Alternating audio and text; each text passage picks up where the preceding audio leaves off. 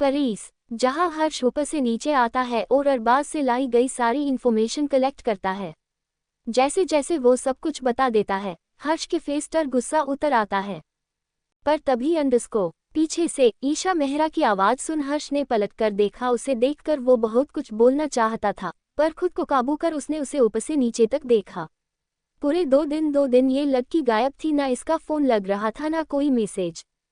उसे लगा था कहीं कबीर खन्ना ने तो इसे किडनैप नहीं कर लिया।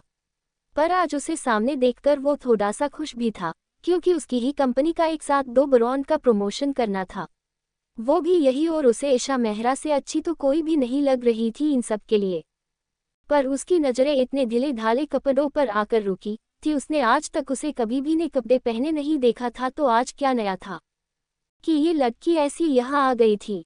ईशा, क्या हुआ हर्ष, तुमने क्यों देख रहे हो? वो मैं 2 दिन से यहाँ थी, पर क्या बताऊँ, एक बेवकूफ़ की वजह से फिर बात बदल कर नहीं। वो 2 थी जिन्हें मुझे परेशान किया था, उनकी वजह से मैं एयरपोर्ट पर गिर पड़ी थी और उसकी वजह से मुझे 2 दिन हॉस्पिटल में ही रहना पड़ा। आज छुट्टी होते ही यहाँ आ गई हूँ और तुम्हारे सामने खड़ी हूँ। बस एक बार वो मुझे मिल जाए ना, तब बता दूंगी ये ईशा मेहरा है कौन।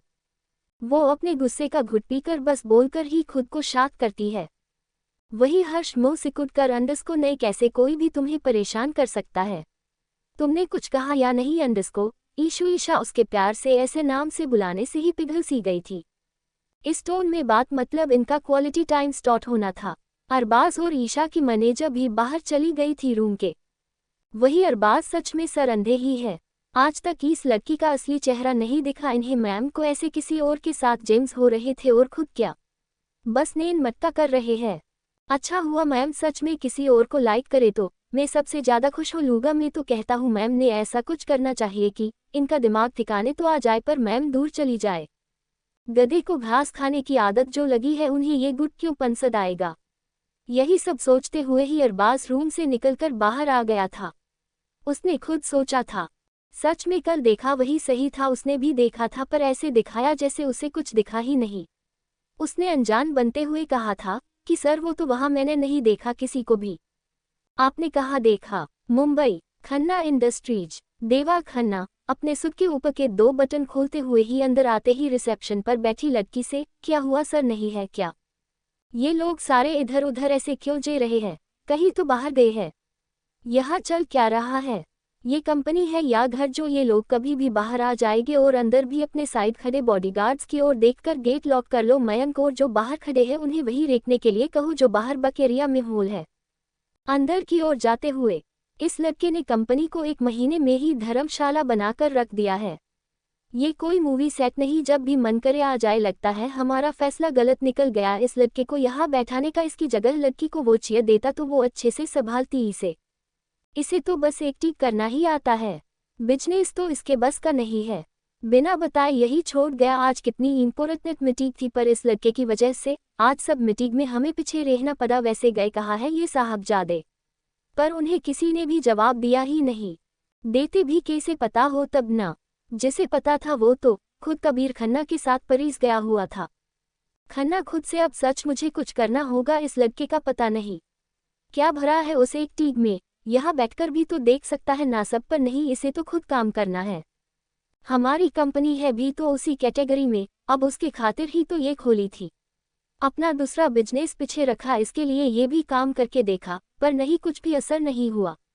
उस गधे पर अंडरस्को अपना फ़ोन निकालकर बार बार कॉल लगाते रहे थे, पर ना ही कोई फ़ोन उठाने वाला था ना लग रहा था। देवा खन्ना खुद से, आने दो इस लड़के को, बदतमीज लगता है पूरा। बिजनेस ही इस तरह करेगा तो हमें जल्दी ही रोड पर कटोरा लेकर बैठना पड़ेगा इस गधे के बच्चे की वजह से।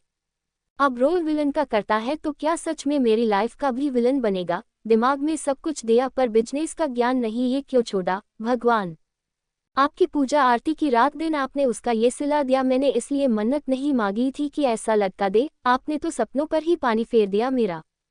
तभी खन्ना की फ़ोन की बेल बजा। सर आपने देखा न्यूज़पेपर से लेकर टीवी पर क्या दिखाया जा रहा है? खन्ना जी का कुछ भी दिखाए, काम है उनका दिखाना, तो मुझे क्या? बात करते हैं, एक बेवकूफ़ ही काफ़ी था और चले आए। पेसली ही उनका हाई ब्लड प्रेशर था और गुस्सा भी फ़ोन पर आए आदमी पर निकल पड़ा। और वही वो आदमी गुस्से से फ़ोन को देखकर जिसका भला करने जाओ, क्या हुआ पॉलिटिशियन हुए तो किसी को भी सुनाएंगे हम क्या नौकर हैं? अच्छी बात बताने जा रहे थे, मटर बने से अच्छा कत्ता पर नहीं, इन्हें तो हम ही मिले थे, हमें क्या। और कॉल रखकर जाने दो भाई, जो भी मिला है वैसे ही करो अंडरस्को, हमें क्या, उनको अपनी इज्जत की परवाह नहीं तो हम क्यों करें। Paris hotel available hall. कल शाम से रात तक प्रैक्टिस कर कर आस्था के पैर दर्द करने लगे थे। उसका इतनी हाई हील्स पहनकर प्रैक्टिस करना पहली बार था। कुछ खास लोग ही जो इस फील्ड के मास्टर्स थे, उन लोगों के सामने बैठकर ट्रेनिंग हुई। पुराने लोगों ने बहुत अच्छा किया, पर नए लोगों का हाल क्या ही पूछना। उसमें आस्था की ट्रेनर तो बड़ी स्ट्रिक्ट थी, जिस वजह से उसे तो लगा था एक पल को यहाँ से भाग जाए। कल की मस्ती भी आज उतर चुकी थी। उसे ये सब कॉलेज कैंपस में एजी लगता, पर आज खुद अनुभव करने पर पता चला कोई भी काम आसान नहीं होता है। हमें अपने आप को उसमें पूरी तरह उतारना चाहिए, मतलब खुद को भी भूलना पड़ता है। जब वो ड्रेस पहनकर जो बड़ी लोनक थी, उसे चला भी नहीं जा रहा था, ऊपर से इतनी स्ट्रिक्ट ट्रेनर और ये हाई हील्स, सच में ये करना चाहती थी वो अंडरस्को। इतने सारे लोगों के बीच गिर गई तो। जहां होटल में रुके हुए बहुत से लोग यहाँ ये फंक्शन अटेंड करने आए थे। आज बस ये एक एग्जाम्पल था, क्योंकि आने वाले 15 दिनों में वो फैशन वीक का लास्ट डे था। यहाँ आज से वन बार व डे का रोजाना कुछ ना कुछ टास्क देकर जितने भी लोगों ने पार्टिसिपेट किया था, उनमें से लास्ट तक बस 5 ही लोग रहे वाले थे। इस होटल में आज दोपहर तक ही करीब 1000 से भी ज्यादा लोगों ने भाग लिया था, जिसमें अलग अलग कंपनी की भी और कोई पर्सनल भी मॉडल और हीरोइन लड़कियां आई थी। इनमें से एक आस्था माइत्री महाजन ये भी थी। सब लोग करीब 10 मिनट में ही बॉल में यहाँ आकर बैठ गए थे, इतने भी लोग नहीं थे। हॉल पूरी तरह से भर गया था। ये तो शुरू में होने वाला पहला ही राउंड था, जहां अलग अलग कंपनी और डिजाइनर के कपड़े पहनकर इन्हें वॉक करना था। कल की बातें सोच सोचकर ही आस्था का दिमाग घूमने लगा था। वो बहुत ही ज्यादा परेशान थी। कल जिस लेडी ने उसके साथ सब प्रैक्टिस की, वो कोई साधारण लेडी नहीं, वन एंड ओनली मोडो भी और सबसे फेमस डिजाइनर अलेक्सा सोनी थी। थोड़ी ही स्ट्रिक्ट तो थी, पर जरा सी रूड भी, पर सबके सब आश्चर्यचकित होकर बस देख ही रहे थे। फर्स्ट राउंड शुरू हो चुका था, पर कल की प्रैक्टिस का पहला दिन होने की वजह से उसी हिल्स व कपड़े जो इतने टाइट थे कि आस्था को उनमें पहने रहना भी मुश्किल था। उसके लिए रात भर वो सो ही नहीं पाई, पैर इतने दर्द कर रहे थे कि सबकी बोलती बंद हो गई थी। इनके स्पोर्ट्समैन मतलब बहुत बड़ी बात थी, जो किसी को अपनी आंखों पर भरोसा नहीं हो सकता था। जो औरत किसी से सीधे बात नहीं करती थी, वो किसी को सिखाने वाली है। सच में ये सब अनअवेलेबल था। सारा टाइम खड़ी कल्याणी का तो क्या ही कहना, अंडरस्को उसे समझ आ ही नहीं रहा था वो शुरू कहाँ से करे। अंडरस्को उन्हें तो अपने करियर से रिटायर्ड हुए बरसों बीत गए थे, पर उनमें जज्बा आज भी वही था। अंडरस्को रनवे पर चलती जैसी आज भी वो अपने यंग एज में है। अंडरस्को यही लगता। उनके सारे इमोशंस उनकी तरह कच करना ऐसी किसी के भी बस की बात नहीं थी। कल की प्रैक्टिस से रात भर कल्याणी आस्था के पैरों को मसाज कर उसके पैरों को बर्फ से सेक रही थी। रात भर ना वो खुद सोई ना उसे सोने दिया। बाकी लोग तो रूम के बाहर ही खड़े थे। दूसरी सुबह उठने का तो बिल्कुल भी मन नहीं था उसका, पर डोर की नोक की आवाज सुन कल्याणी ने डोर खोला। सामने खड़ी लेडी को देखकर, आप यहाँ? मिस अलेक्सा अंदर आते हुए, उठो, अभी थी उठी या नहीं? यहाँ आने से पहले जान लेना था। वैसे तुम कर सकती हो तो कोई जल्दी भी नहीं है, बस खुद पर भरोसा करो, मैं हूँ आगे सिखाने के लिए। तुम अभी से हार मानी तो कैसे चलेगा? उन लोगों को क्या कहोगी? हाँ है जवाब तुम्हारे पास नहीं ना। देखो कल का पहला दिन था, हंसता है सबके साथ यही होता है।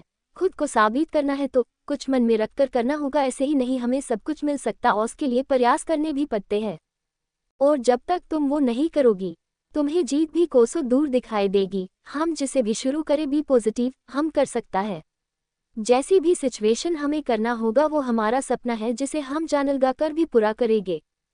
खुद से एक जिद करो। अंडरस्को खुद को रेडी और आने वाले सारी कंडीशन में तुम अपना सपना पूरा करने पर फोकस करो, फिर उसके सर पर हाथ फेर कर चलो, हम बाहर वेट करते हैं।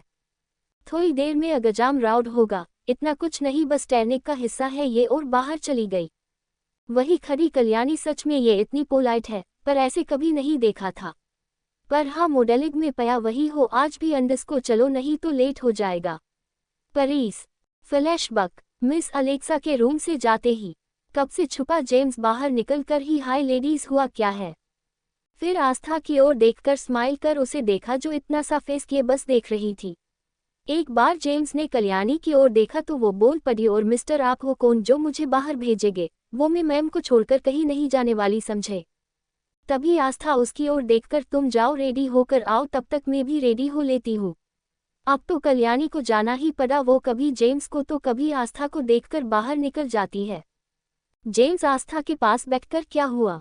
दर्द कर रहे हैं पैर? आस्था उसकी ओर देखकर हम में सर हिला देती है, क्योंकि आज जेम्स के एक्सप्रेशन सेम उसकी मम्मी की तरह ही थे। जब भी वो मंदिर की सीढ़ियाँ या कॉलेज में फंक्शन अटेंड करती तब उसके पैर और उसका वो फेस इस तरह ही मुरझाया जाता था। जेम्स ने उसका वो उतरा हुआ फेस देखकर उसके पैर को पकड़ना चाहा। आस्था आंखें बड़ी कर, ये क्या बदतमीजी है? जेम्स स्माइल कर उसी तरह पैर पकड़ लेता है। देखता है तो उसने नी तक ही हाफ पैंट पहने सोई थी। वैसे जब उसकी सर्जरी करते हुए MRI और बहुत सारे चेकअप किए थे तभी उसे देखा था, पर उस समय वो एक डॉक्टर और सामने सर्जरी टेबल पर पड़ी एक पेशेंट थी। जेम्स ने फिर भी उसे एक नज़र देखा, जैसे उसे भरोसा करने के लिए कह रहा हो। आस्था ने सर नीचे कर लिया, तर उसकी धकने उसके टच से ही दोगुनी हो गई थी। वही जेम्स तो बस वो लंबी गोरी पतली टांगे पकड़ते ही उसने खुद के इमोशंस को कंट्रोल कर उसके पैरों को धीरे धीरे मसाज करना शुरू किया था। वो चाहता था, उसके दिल में ख्यालों का शोर शुरू था, जैसे कि उन पैरों पर किस करे तो क्या वो कल की तरह ही उसे होठों पर किस कर सकता है। ऐसे ही उसकी नजरें ऊपर गई जो उसे नहीं पर आंखें बंद कर बैठी थी। जेम्स ने सर झटक कर अंडस को देख से, कितनी मासूम है वो नीली आंखें जब भी खुलती है जैसे कि किसी को कच्ची निगल जाएगी। बस कर, ये थोट्स थोड़ा वक्त तो दे उसे, धीरे धीरे आगे बढ़ाना होगा, नहीं तो चली जाएगी जल्दबाजी के चक्कर में अंडस को। आस्था जो आंखें बंद कर बैठी थी, उसे पैरों पर हाथ एक ही जगह महसूस हुए तो वो आंखें खोलकर देखने लगी। सामने बैठा लड़का बस उसे ही एकटक देख रहा था। आस्था, डॉक्टर आप ये क्या देख रहे हैं? अब उसे भी सच जानना ही था, थोड़ी कंफर्म तो हो जाएगा सच में ये डॉक्टर उसे पसंद भी करता है या नहीं। जेम्स खोए हुए ही सच में देख रहा था।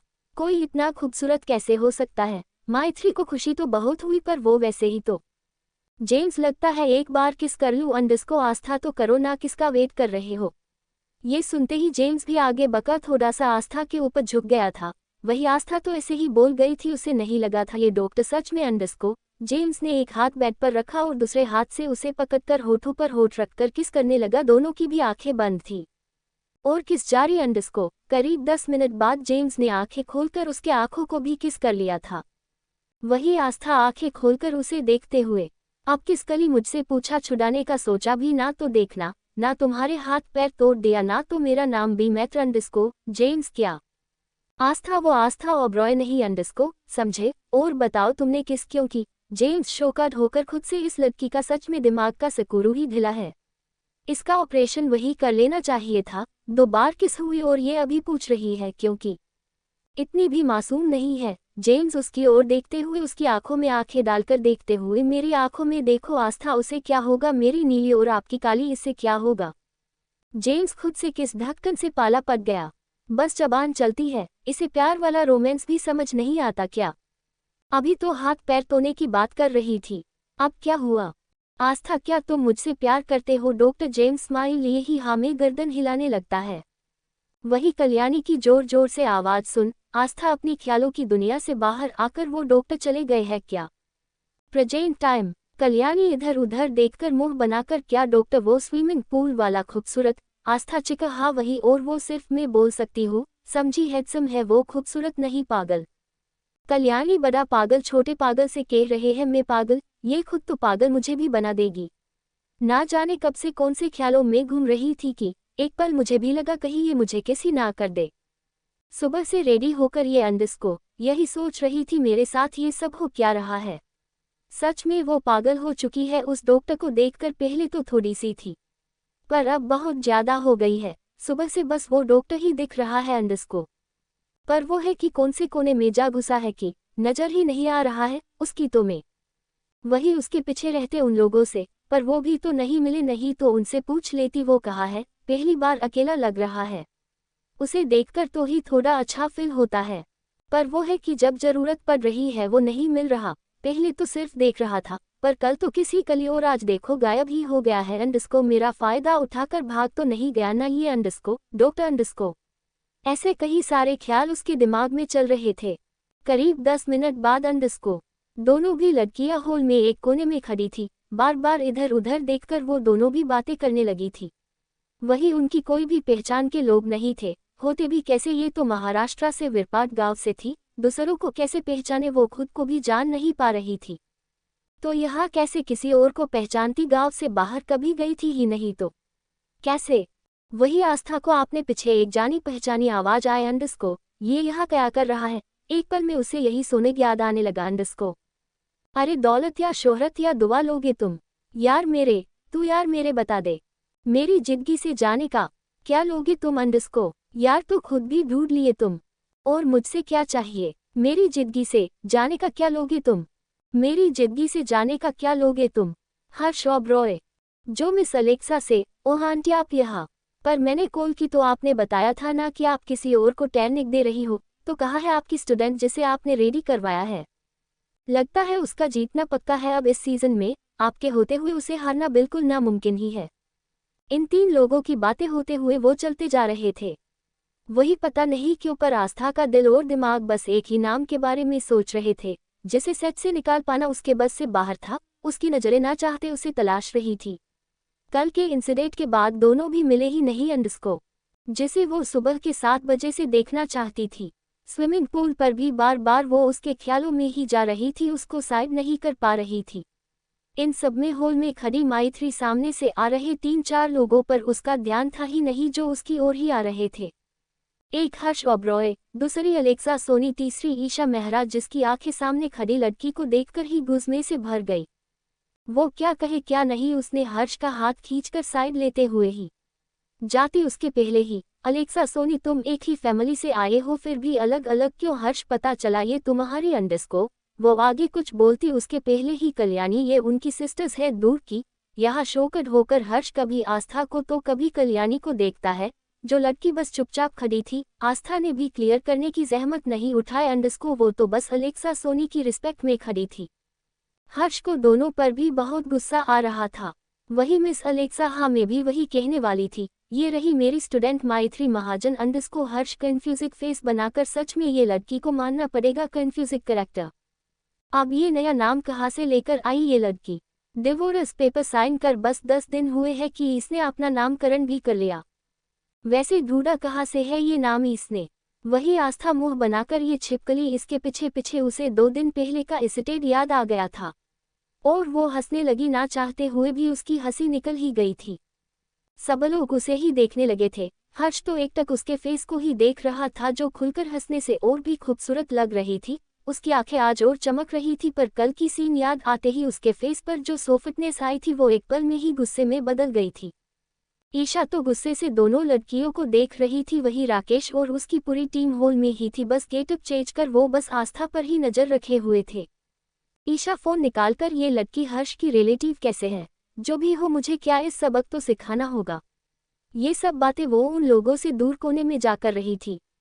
थोड़ी देर बात करने के बाद वो खुद से बस और कुछ देर अंडस को, इसी तो मैं राकेश के साथ लेडी बॉडीगार्ड। सर ये वही है ना जो 2 दिन पहले हमें एयरपोर्ट पर मिली थी, बदतमीज लड़की, क्या ये हर्ष सर के साथ है। राकेश स्माइल कर, हाँ यही है सर की गर्लफ्रेंड जिसके साथ वो आए हैं। वो बॉडीगार्ड्स राकेश की ओर आंखें बड़ी कर, ये वही सोतन है ना मैम की। राकेश एकदम से, उनका तो डिवोर्स हो चुका है और अब वो बस ओबरॉय परिवार की बेटी है तो और कुछ नहीं, बस ध्यान रखना कहीं वो उनको कोई चोट नहीं पहुंचाने वाली। वो लेडी बॉडीगार्ड्स मेरे हाथ में तो आए, वो उसका मुंह तोड़ कर टांगे ही ना तोड़ दूं मैं। फेस तो देखो किसी चुड़ैल से कम नहीं लगती है, और हमारी मैम देखो कितनी मासूम और भोली है। राकेश बस लगती है उस दिन देखा नहीं क्या। वो बॉडीगार्ड्स की आंखों में चमक, हाँ अंडस को वो उसी दिन के फ्लैशबैक में जा चुकी थी, जैसे वो उन पलों को याद करती है और हंस पड़ी। सच में वो सीन देखने वाला था, वो कैसे गिरी हुई थी। सच उनका ऐसा ही होना चाहिए, वो जितनी प्यारी बनकर रहेगी तो ये लोग उनको ही सबक सिखाने पर उतर आएंगे। पता है ना कैसे लोग हैं ये, हम नहीं चाहते उनको कुछ भी तकलीफ हो।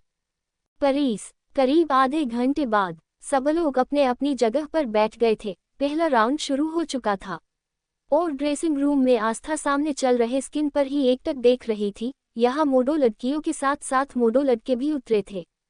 एक के बाद एक लगातार सब लोग आते जा रहे थे। वही आस्था की दिल की धड़कन तेजी से बढ़ रही थी। कल से भी ज्यादा लोग थे आज, और सबसे बड़े बड़े भी। सामने खड़ी अलेक्सा स्माइल कर आस्था से you look so beautiful baby, तुम बड़ी खूबसूरत लग रही हो। ये ड्रेस भी खुद उन्होंने ही रेडी करवाया था। पूरा का पूरा इंडियन कल्चर का ये लुक था। वो एक साड़ी थी जो दो तरह से लग रही थी, स्टाइलिश और पारंपरिक पहनाव।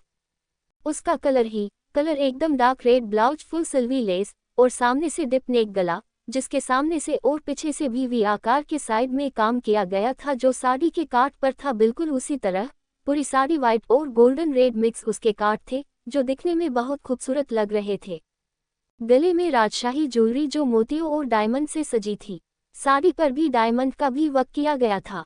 वही आस्था की आंखें बड़ी हो गई थी जब उसने देखा कि जो भी मोडो थी एक राउंड अकेले जाकर आने के बाद वो दूसरी बार एक मेल मोडो के साथ जाती, वही वो साथ वाला चलने वाली मोडो के कमर में हाथ डालकर ही चल रहा था। आस्था सोचने लगी उसे तो पता ही नहीं उसके साथ कौन है, और वो ये सब पहली बार देख रही थी। साथ चल रही लड़की साथ चलने वाले लड़के ने उसके साथ मर्चिक ही ड्रेसिंग की थी। अब बारी आस्था की थी। वो तो पहले ही थोड़ी सी घबराहट से डर रही थी। इतने लोगों के सामने अंडस्को उसने देखा आगे स्टेज पर अभी अभी ईशा मेहरा एक लोनक गाउन पहने गई और उसके चलने का और वो एटीट्यूड सच में बड़ी खूबसूरत लग रही थी। वही उसके वापस से चल एक राउंड पर उसने देखा एक आदमी उसके साथ एक कस्टमाइज्ड सूट पहने चल रहा था। वो ईशा मेहरा के कमर में हाथ डाले चल रहा था। आस्था बस शॉक्ड होकर ही बस उसे ही देख रही थी। ये तो हर्ष ओबरॉय, आज ये उसकी कंपनी के डिजाइनर ने डिजाइन किया ड्रेस ही वो लोग लेकर आए थे। वही ईशा तो बहुत खुश हो रही थी, आज हर्ष को अपने साथ देखकर। वो भी इतने बड़े फैशन वीक में नाम तो बनना था। यहाँ आस्था की हालत खराब थी, पहले ही उसे डर लग रहा था। उसने 2 मिनट आंखें बंद की पर डर था कि जाने का नाम ही नहीं ले रहा था। आस्था ने कदम बढ़ाया पर वो डर रही थी पर फिर भी चलने लगी। तभी उसकी साड़ी का सिरा उसके पैरों के नीचे आया। वो गिरती उसके पहले ही साइड से आते एक बड़े से हाथ ने उसे खींचकर कमर से थाम लिया और एक पोंछ के साथ खड़ा किया। वही आस्था ऐसे किसी के टच से एकदम ब्लैक हो गई थी, क्योंकि सामने वाले के फेस पर एक मास्क था, पर उसका ड्रेसिंग भी बिल्कुल आस्था की जैसा था, एकदम कपल ड्रेस जो इस आज के राउंड का सेंटर ऑफ अट्रैक्शन बन गया था। और भीड़ में तो एक ही आवाज से नाम गूंज रहा था।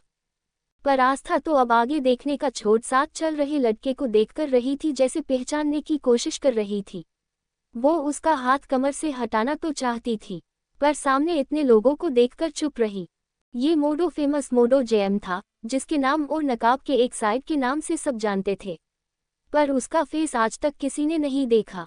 बाल भूरे और आंखें काली थी उसकी। बिना फेस दिखाए भी ये उसकी प्रेजेंस बड़ी ही इफेक्ट कर रही थी, पर भीड़ में उस नाम की आवाज़ें आ रही थी जैसे सबको शौक लगा हो, क्योंकि सामने लोग खड़े होकर फोटोज क्लिक किए जा रहे थे। इतने लोग आकर गए पर इतनी आवाज सुनाई नहीं अभी, पर अब वो दोनों साथ चलते हुए he made for each other लग रहे थे। वही भीड़ में बैठी अलेक्सा सोनी के भो फेस पर मिस्टीरियस स्माइल थी और आंखों में चमक।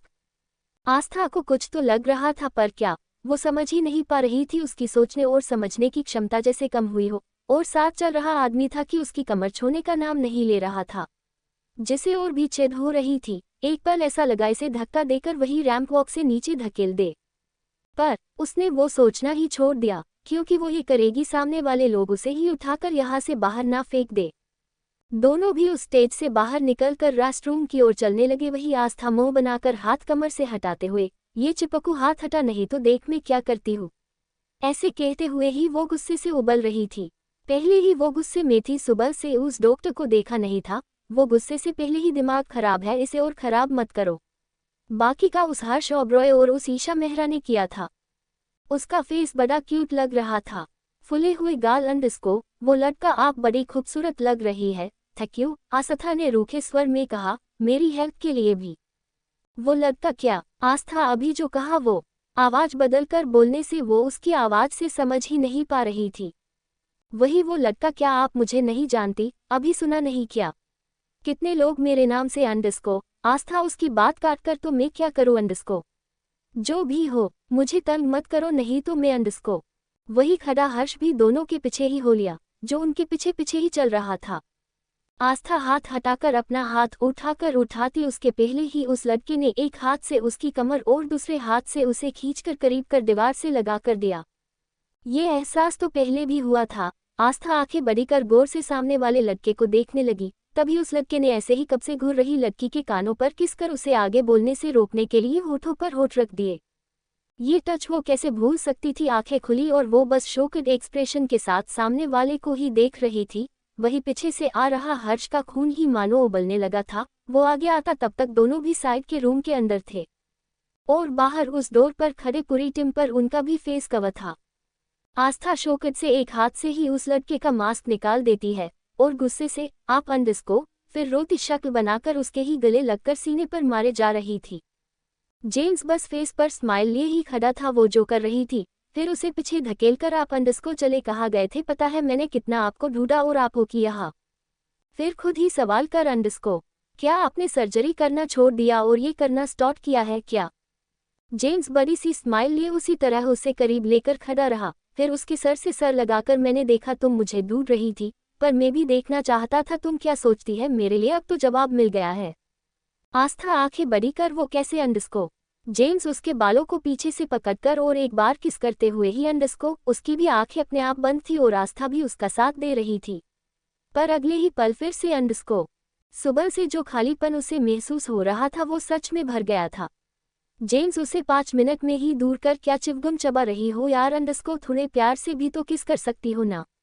आस्था उसकी शेरावानी की कॉलर पकड़कर करीब कर ये पनिशमेंट थी आपकी सुबह से गायब होने की। और ये क्या मुझे बताया भी नहीं। मुझे लगा आप तो यहाँ भी किसी को फाने काटने आए होगे। वही काम है ना आपका अंडस्को? जेम्स क्या ये कौन सी लैंग्वेज है? आस्था स्माइल कर ये मैथिली की शुद्ध भाषा है। ये उसने खुद के ही मन में कहा था। फिर वो ये मेरी अपनी लैंग्वेज है आपको सीखनी है? उसने जेम्स से सवाल किया। वही बाहर खड़ा हर्ष तो वही खड़े होकर फोन पर बात करने लगा था। उसकी आंखों में गुस्सा तो था ही पर वो किसी को क्या बता रहा ये भी समझ पाना मुश्किल था। जेम्स बा वो भी है और ये मॉडलिंग भी मेरी हॉबी है। वैसे राज की बात बताओ वो जो अलेक्सा सोनी है ना वो मेरी डेट की सिस्टर है। तो वो जब से डिज़ाइन करती है उसके लिए मैं ही फेस बना हूँ। आस्था क्या और क्या क्या करते हैं आप? जेम्स स्माइल कर बस 2 ही काम है और तीसरा तो अभी स्टार्ट किया है। और क्या करूँ बहुत बिजी शेड्यूल था पर तुम्हारे लिए यहाँ तक आया हूँ। और एक राज ये फेस बस तुम और वो बुआ और मेरे साथ रहती वो टीम जानती है। आस्था कंफ्यूज होकर तीसरा कौन सा? जेम्स उसे गालों पर नाक पर किस करते हुए ही तुमसे प्यार करने का। अब तो आस्था के पेट में जैसे तितलियां घूमने लगी थी। जो नजरें नीचे कर खड़ी थी वो शौकत होकर ऊपर देखकर अंडस्को सच में अंडस्को। बाहर खड़े बॉडीगार्ड से हर्ष आप लोग कौन है? वो अंदर गए। वो कौन है? वही खड़ा सिकंदर जिसके फेस पर मास्क था। वो बोल पड़ा वो लड़की अंदर किसके साथ गई है? और आप हो कौन? वो खुद से सोचने लगा नाम तो सुना था पर यह है कौन ये नहीं पता। पहले ही पता लगता तो अच्छा होता। उसने उसे कमर से पकड़ते देखा था। और क्या क्या हुआ होगा? वो कुछ कहता उसे कुछ याद आया और उसी तरह उन लोगों को घुरते हुए ही वही होल की तरफ हड़बड़ी में चल पड़ा। वही सिकंदर सच में ये सब करना कितना मुश्किल है। ये डॉक्टर भी ना आज तो हद ही हो गई थी। हर बार अकेला जाता पर इस बार एक ही लड़की इसे बार बार मिल रही है। 2 महीने से हमारे भी हाल और उनका भी। वही होल में दूसरी तरफ राकेश और उसकी टीम निकल ही रहे थे आस्था के पीछे जाने के लिए पर वो लोग 5 मिनट के अंदर ही आंखों से दूर हो गए थे और वो लोग इधर उधर देखने लगे जेम्स को देखते हुए। पर ये समझ नहीं आया आपने ये मास्क क्यों लगाया है? जेम्स मेरी आइडेंटिटी रिवील ना हो इसलिए। आस्था कंफ्यूज होकर पर जेम्स उसके ख्यालों पर लगाम देकर वो सोचना छोड़ो जिस पर ध्यान देना हो वो नहीं करती पर बाकी बातों पर ध्यान नहीं देना चाहिए। वही अंडस्को आस्था मुंह बनाकर देखते हुए ये कब किया? जेम्स 2 दिनों से इतना हिंट दे रहा था पर तुम्हारा ध्यान कहाँ था? आस्था खुद से क्या मुझे और हिंट ये कब दी? अंडस्को वो भी कंफ्यूज होकर जेम्स कल भी मैं अंडस्को। तभी डोर पर नोक की आवाज आए अंडस्को। अब भी जेम्स उसी तरह एक हाथ दीवार पर रखे आस्था को ब्लॉक कर खड़ा था और दूसरा हाथ उसकी कमर में। आस्था अपने ख्यालों से बाहर निकल कर अंडस्को बाहर आए पर फिर भी वो शर्मा रही थी जैसे उसे समझ में आया हो अंडस्को। थाईलैंड 2 दिन बाद दोनों भाई बहन सामने बैठे थे उस आदमी के जो उनको गौर से देख रहा था।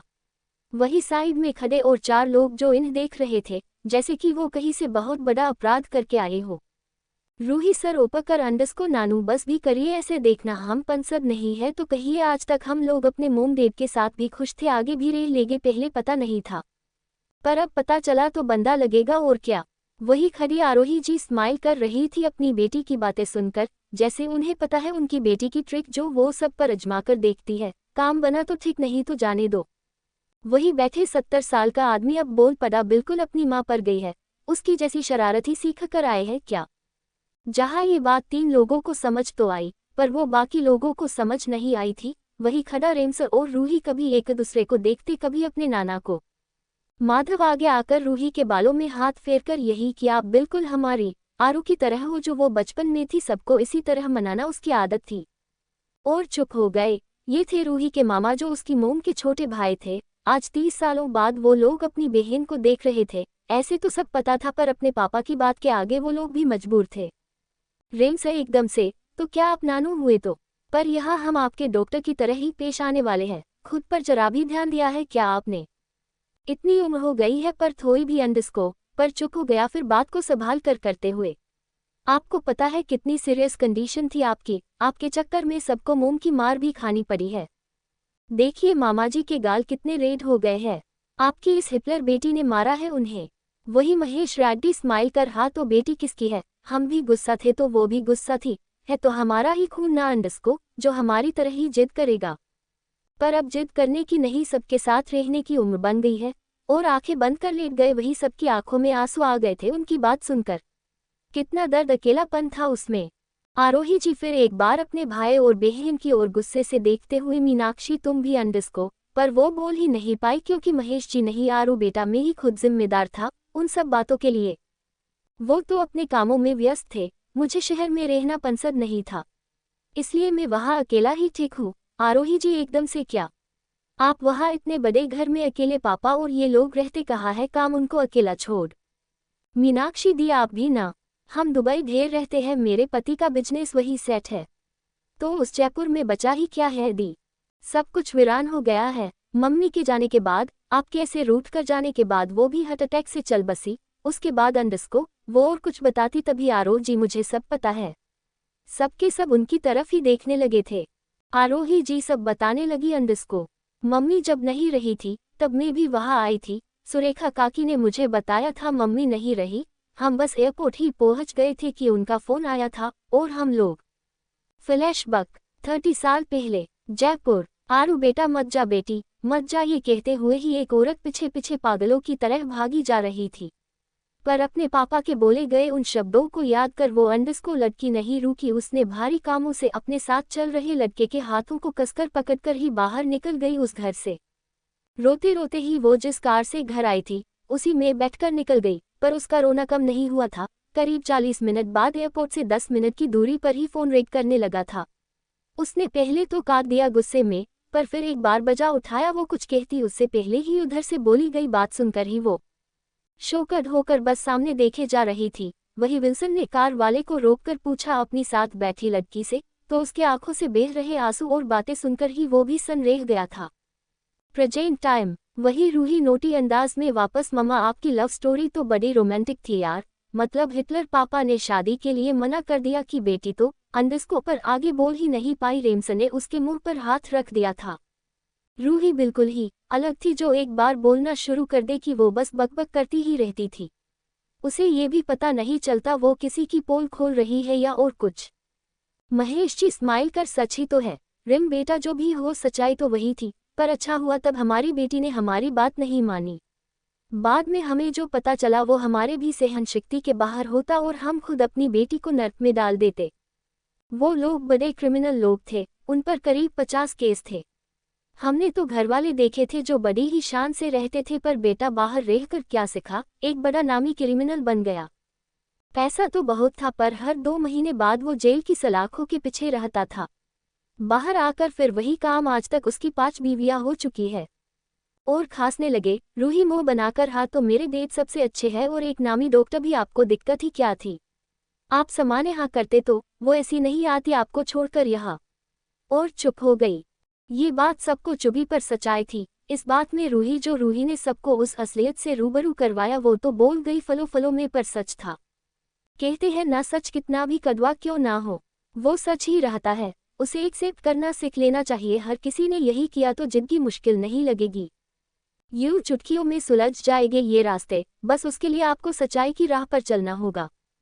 वही महेश जी स्माइल कर कितनी अच्छी हिंदी बोल लेते हैं ये बच्चे। फिर अपने दामाद की ओर देखकर आपको तो विल्सन भी उनकी तरह ही बोलने लगा, तो उनको अपनी कही गई बात का रिग्रेट होने लगा था। फ्लैशबैक 30 साल पीछे। हाथ में धोती पके आदमी अंडस्को आरोही अंडस्को। इस आवाज से ही सबकी धड़कन ही बढ़ गई थी। महेश रेड्डी का रुतबा था ही उतना, उन्होंने सबके खिलाफ जाकर अपनी बेटी को विदेश भेजा था अपने। पर जब बेटी किसी के हाथ को पकड़कर आ गई तो जिस दिन उसी लड़की को देखने लोग गए थे। तुम अपने बच्चों को क्या सिखाओगी, यही जिसे खुद हिंदी बोलना नहीं आता है। वही खड़े बाबूराव रेड्डी, उनके ही भाई ही, हाँ क्यों ना भाई बोलेगा, आधी हिंदी आधी अंग्रेजी। सब हंसने लगे थे। उन्हें देखकर पूरे गांव के सामने उनका तमाशा बना दिया गया था। पर दोनों भी लोग सर नीचे कर खड़े थे। Present time.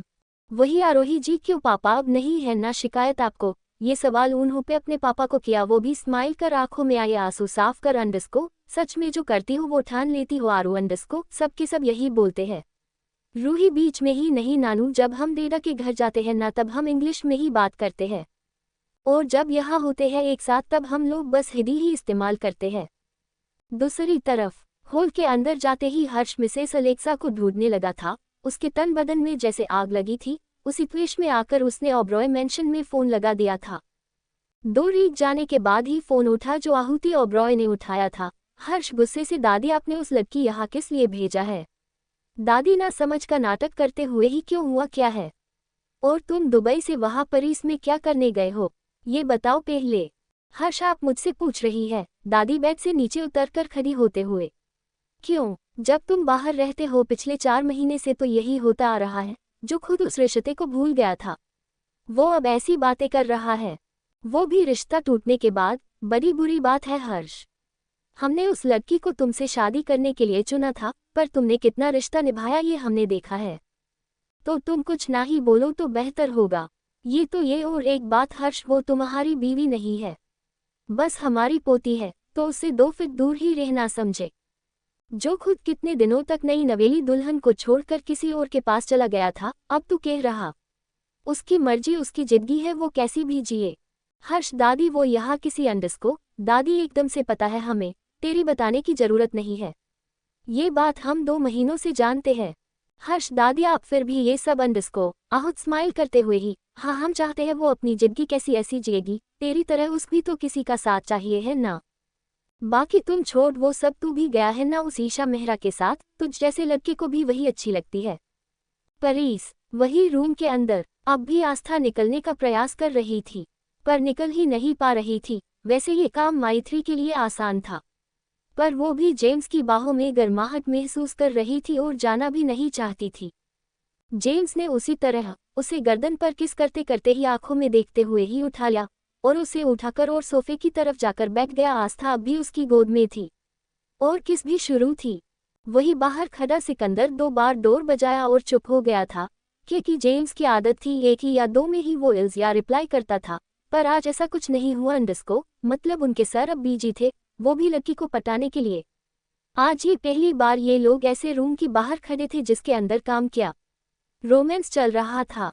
वही अंदर आस्था मुंह खोलकर, सच में आपने मुझे उठा लिया, मुझे तो लगा था उस कोट के अंदर तो बस हड्डियों का ढांचा ही होगा जो बस पढ़ाई करते ही सोता होगा, पर यहाँ तो आप एक बॉडी बिल्डर निकले यार, ये तो बड़ा ही अजब गजब चमत्कार है।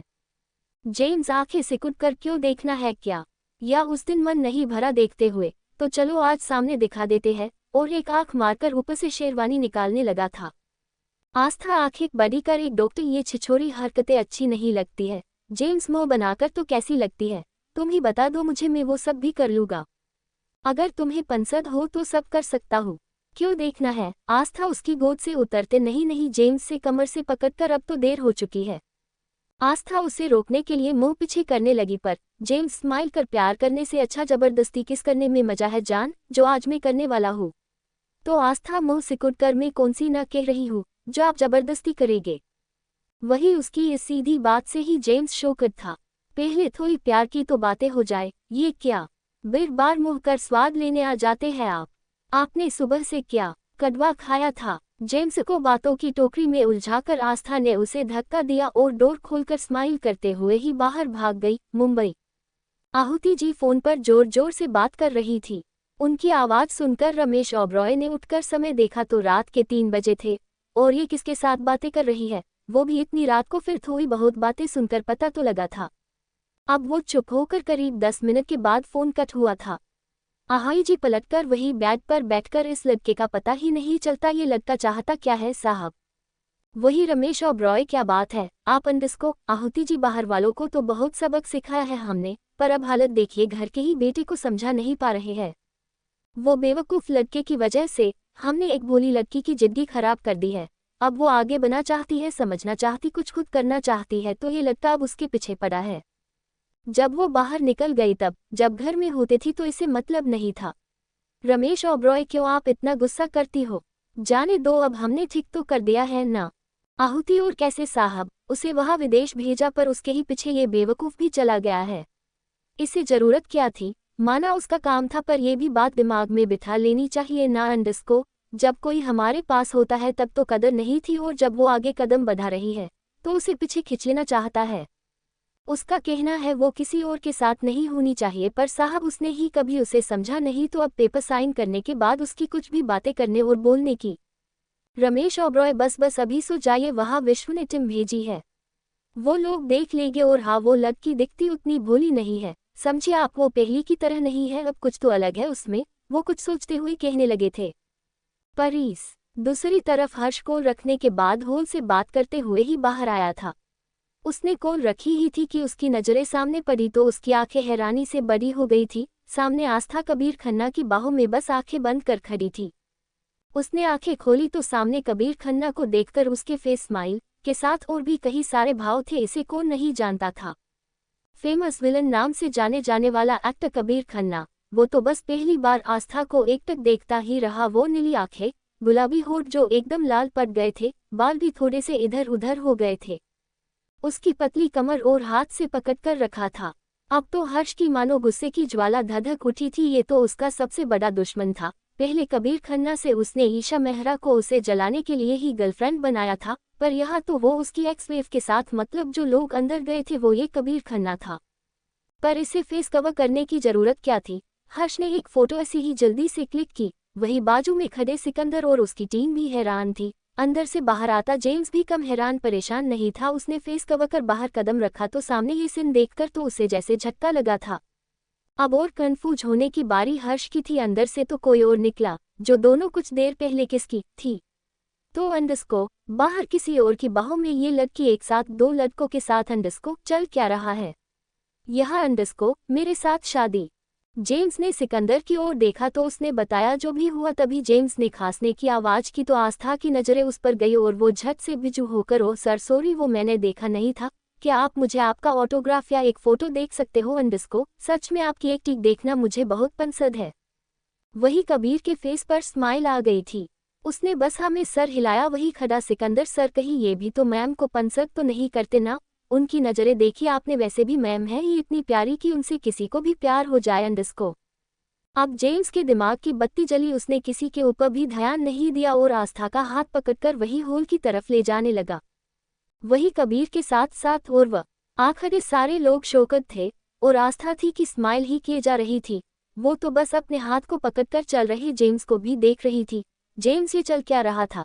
तुम आस्था मुंह बनाकर मैंने क्या किया? वो अंदर से बाहर भागी तो आगे कबीर सर से टकरा गई। इसमें मेरी क्या गलती है? मैं उनकी फन हूँ यार। अंडस्को कबीर खुद से कोई इसे खींचकर साथ लेग पर यह है कि एक वर्ड भी नहीं कहा। शायद इसके साथ होगा तभी उसका असिस्टेंट सर वो फेमस मोडो जेम है। कबीर क्या ये पहले क्यों नहीं कहा?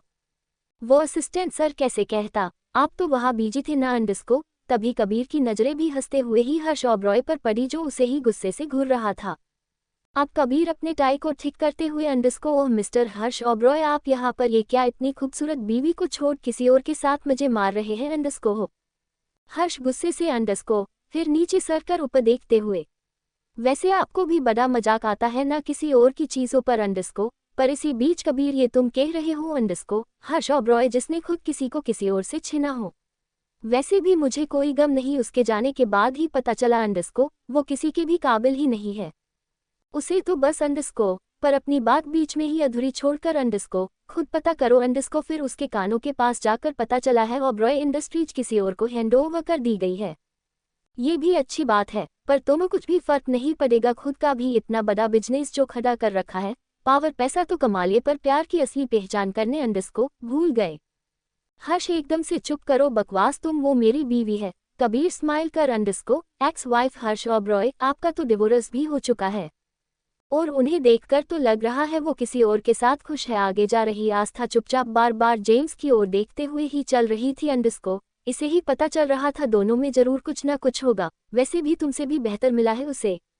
और आगे स्माइल करते हुए निकल गया। उसके पीछे ही सारी टीम भी। अंडरस्को आस्था चलते चलते अंडरस्को डॉक्टर कहीं आप जेलिस तो नहीं है ना? जेम्स उसकी ओर अपनी भारी आंखों से देखते हुए मैं क्यों जेलिस होने लगा, पर मुझे ये नहीं पसंद। अंडरस्को आस्था इधर उधर देखते हुए उसके हाथों को खींचकर एक साइड ले जाकर उसके करीब जाकर क्या हा बड़ी ही अदा से उसके गालों से चेस्ट तक हाथ फेरते हुए। वही सिकंदर की टीम भी शोकर थी, ये लोग बार बार क्यों ऐसे ही शुरू हो रहे हैं। जेम्स स्माइल कर उसी तरह पलटकर लिफ्ट के अंदर धकेल कर अपने ऊपर वाले फ्लो का बटन पुश करता है। आस्था आंखें बड़ी कर हम कहाँ चले, हमें तो नीचे हॉल में जाना था। जेम्स उसी अंदाज में करीब आते हुए मैं अभी ठीक हुआ था पर अब नहीं, थोड़ी तो रिश्वत देनी होगी। जो बीच में रूम के अंदर मुझे छोड़कर भागी थी उसके लिए भी, और अभी इतने पास। अंडरस्को उसे अपनी बियर्ड से फेस पर रफ करते हुए किस करने ही वाला था कि अंडरस्को वही उसका फोन रिंग करने लगा। जेम्स से बस आंखें बंद की लड़की को देखकर होठों पर छोटी किस कर फोन उठाकर कान पर लगा लिया था। उधर से उसकी बुरे की आवाज आई, कहाँ हो तुम? वो लड़की भी नहीं है अंडरस्को, अगला राउंड शुरू होने जा रहा है। उस लड़की को भी आगे सिखाना होगा, उसे ज्यादा कुछ नहीं पता है। वही जेम्स अपने सामने खड़ी लड़की को देखकर उसे गले से लगाते हुए हाँ आ रहा हूँ और आप टेंशन मत लीजिए, मैं अंडरस्को संभाल दूंगा और कॉल रख दी। अंडरस्को वही हॉल में एक साइड में खड़ी अंडरस्को अलेक्सा कभी फोन को तो कभी इधर उधर देखकर ये कब से लड़कियों के साथ? अंडरस्को ये पहली बार है, इसने ना नहीं की, पर कैसे? How it is possible? कब क्या करे ये लड़का नहीं पता। आज एक लड़की साथ रैंप वॉक ही नहीं, इसने तो उसकी कमर में भी हाथ रखा था।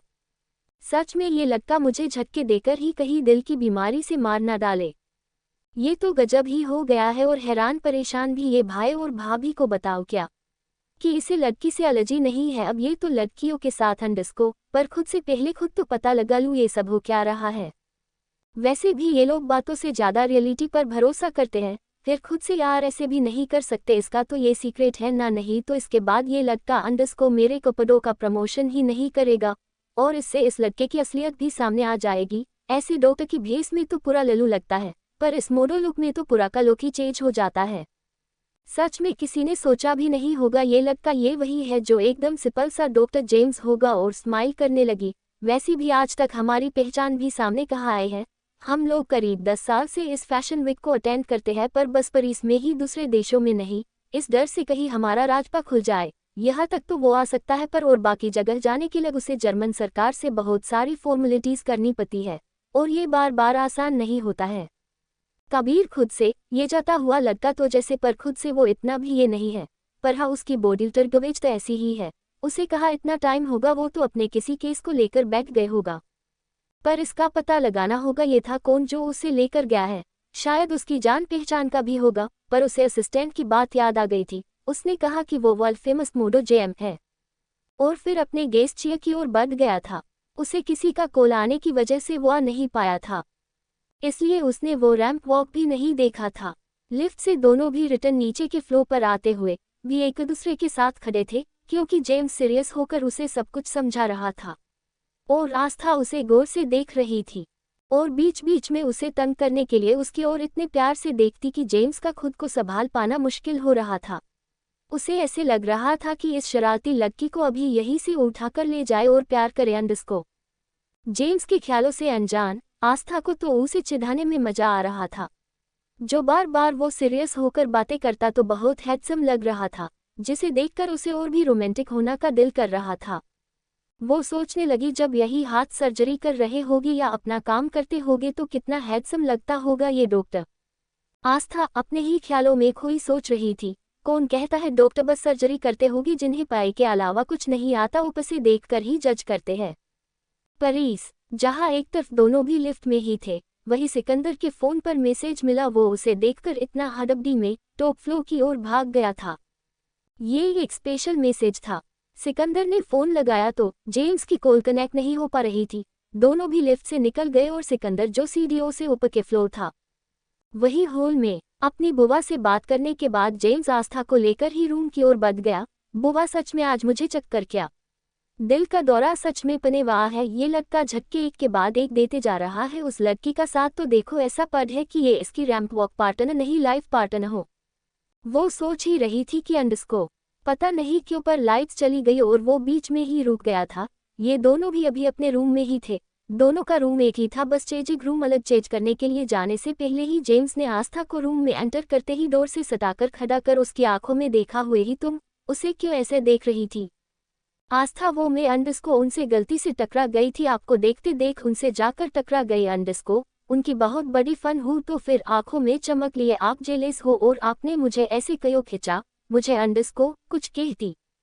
तभी जेम्स ने उसे अंडस्को सवाल किया, क्या तुम मुझसे प्यार करती हो? आस्था को इस सवाल का ऐसे पूछना एक्सेप्ट नहीं था। उसने आंखों में गुस्सा लिए ही रियाकत किया। अब जिस तरह वो खड़ी थी उसी तरह जेम्स खड़ा था। उसे तो सच में शोकर लगा था। ये लड़की है क्या? आस्था आंखें बड़ी कर, हाँ अंडस्को, किस एक नहीं बार बार की फिर पूछ रहे हो प्यार है या नहीं? अंडस्को, वाह भाई, पूरा आम ही निगल गए हो। अब खा जाने के बाद पूछने लगे हो ये पंसद आया कि नहीं? उसने ये टोनट मारा था और आंखें ऐसी कही थी कि बस अंडस्को, जेम्स तो बस देखता ही रह गया। आस्था आगे बात करते हुए ही, अंडस्को प्यार है या नहीं किस करने से पूछन था ना, बेवकूफ डॉक्टर, किसने आपको ये डॉक्टर बना दिया? वो भी वर्ल्ड फेमस। अंडस्को, अब क्या नया नाम भी? जेएमवी, वो भी क्या फेमस मॉडल? ये सब बातें वो मुंह बनाकर कर रही थी। अंडस्को, काम इतने बड़े बड़े करते हो अंडस्को, पर अकल नाम की चीज नहीं है। ये सब देखकर जेम्स को इस लड़की पर हंसे या पकड़कर सच में और किस करे? अंडस्को क्या करे? अंडस्को समझ ही नहीं आ रहा था। पर अगले ही पल आस्था जेम्स की बाहों में थी। जेम्स उसे पकड़कर होठों पर होठ रखकर बोलने से ही रोक लिया था। किस करने लगा। अब जो आस्था बोलने वाली थी उसके वो मुंह में ही रह गया था।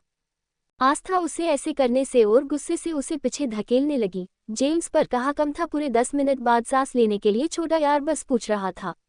तुम तो। आस्था उसे भी पकड़कर उसकी तरह ही किस करने के बाद जेम्स शोकाट होकर, ये अंडस्को, आस्था पीछे होकर, अब बोलो अंडस्को। पर खुद ही हाँ मैं बोलने वाली थी, मुझे लगा आप मुझे प्रपोज करोगे रोमांटिक अंदाज में यार, पहले ही मैं वैसी ही अंडस्को। पर चुप होकर अंडस्को बस नीचे देखने लगी। जेम्स उसका फेस ऊपर कर, बोलो क्या? एक ही चेंजिंग रूम में दो लोग खड़े थे। आस्था, वो आपको पता है ना मेरी शादी हो चुकी है और टूट भी गई है तो? जेम्स, पता है ये वही है ना हर्ष ओबरॉय अंडस्को, जो अब तुम्हारे पीछे पीछे ही जासूस की तरह लगा हुआ है। पर तुम्हारा और उसका रिश्ता खत्म हो चुका है तो?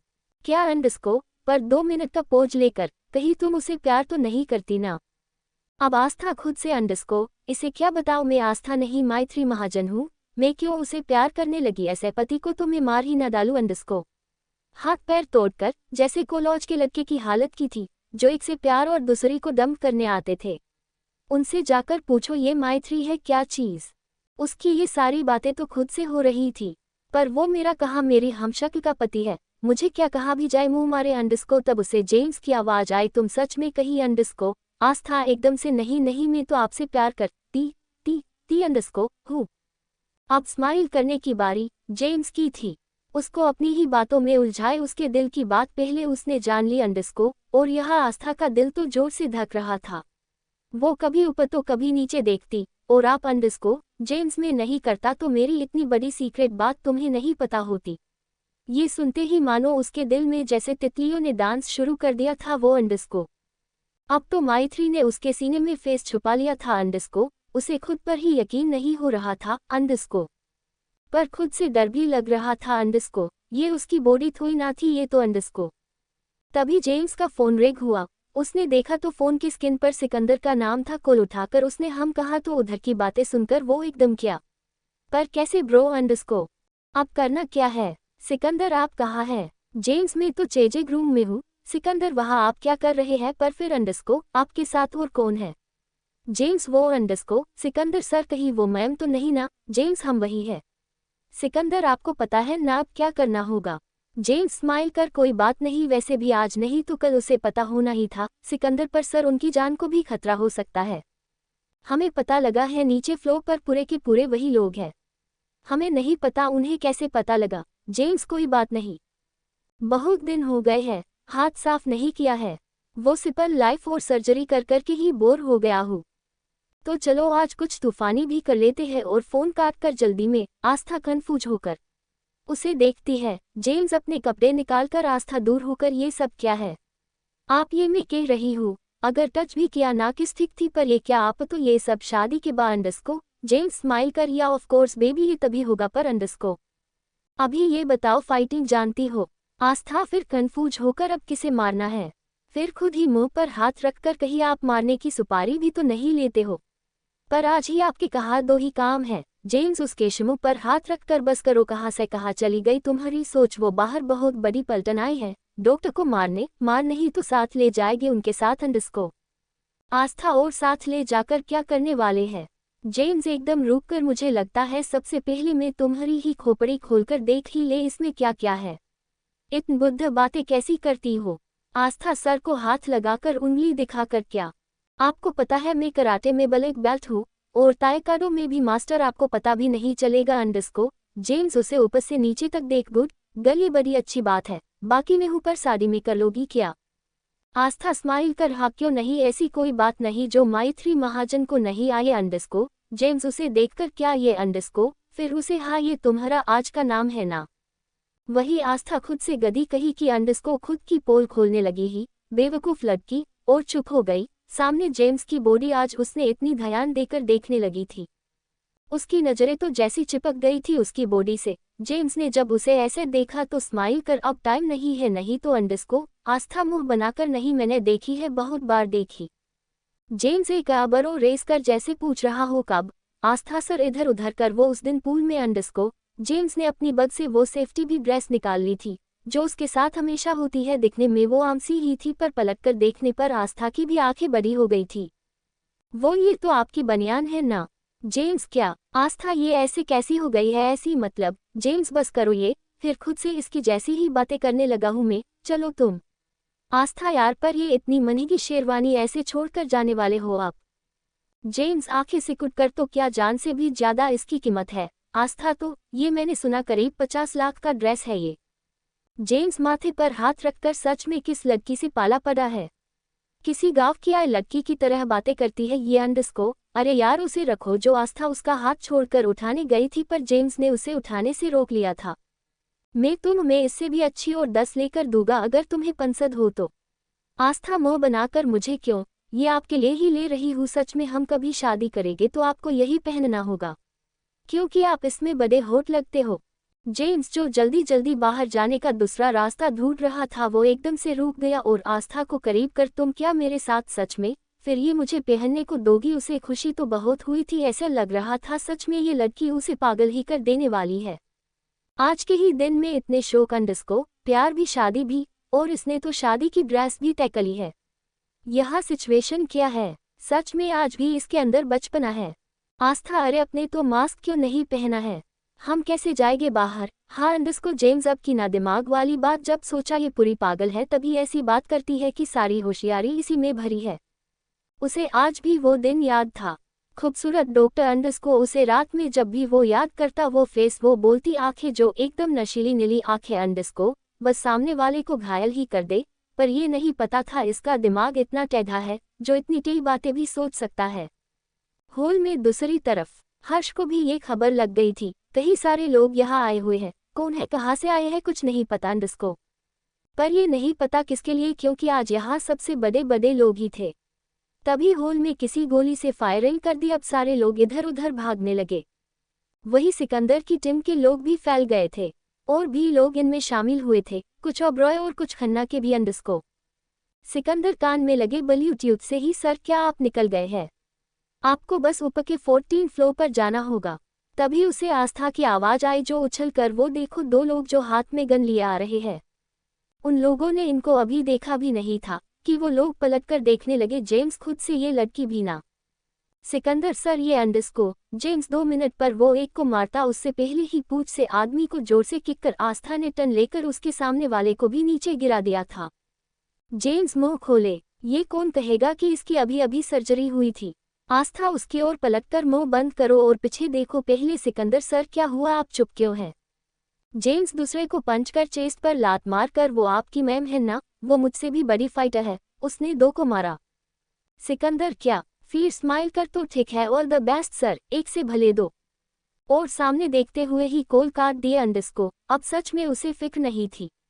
जेम्स खुद को बचा सकता था, पर दूसरे काम सेफ्टी भी उस पर हो तो वो इमोशनल रहता है। पर इस ऊपर के फ्लो पर जा रहे 2 लोगों को भी बीच में ही लोग मिल